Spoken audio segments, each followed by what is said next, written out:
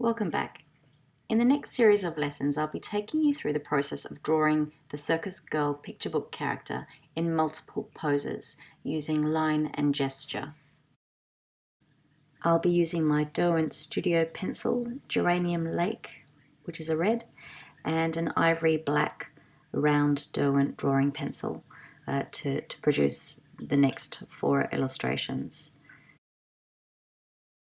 I'll be using a sheet of thin, smooth bank paper, and the reason for this is that I want to be able to see my sketch through from underneath. Now, if you want to use a higher quality or watercolor paper, you may need to use a light box so that you can see your previous sketches through that paper. So the idea of having drawn the previous sketch is so that we understand exactly what our character will be doing. Now, this spontaneous style of illustration isn't actually that spontaneous. It's more a matter of understanding what to leave out. So I want to keep the line quite simple, and I want to be able to have a bit of rhythm and variation with the depth of the line. So you can see how I'm moving from light to dark, and I'm bouncing a lot of the curves around with a gesture of my hand as I draw. And it's like I took the time for discovery in those previous sketches, and I got familiar with my character, and I understand now the proportions and the length of the limbs and the shape of the body. And so now I can just move through in more of an exact way and just pull out the moments and the expression that I want this character to portray. So to create this idea of gesture, this thick and thin line is really helpful.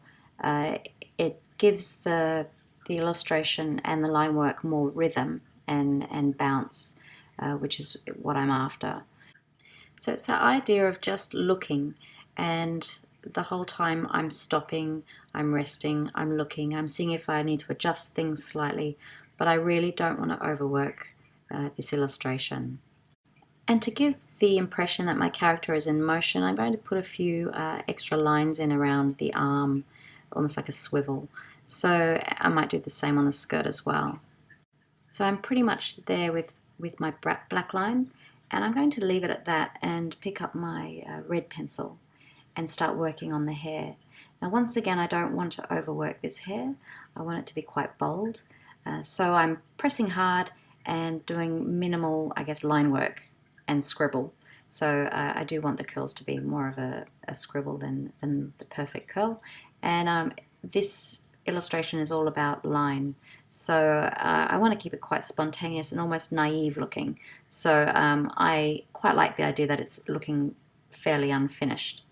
I'm now going to draw the ribbon, and I'm looking through to the illustration underneath, but I don't want to overwork it. I do want to come back in and maybe darken part of the ribbon on one side, almost like a shadow, but then I want to leave it at that.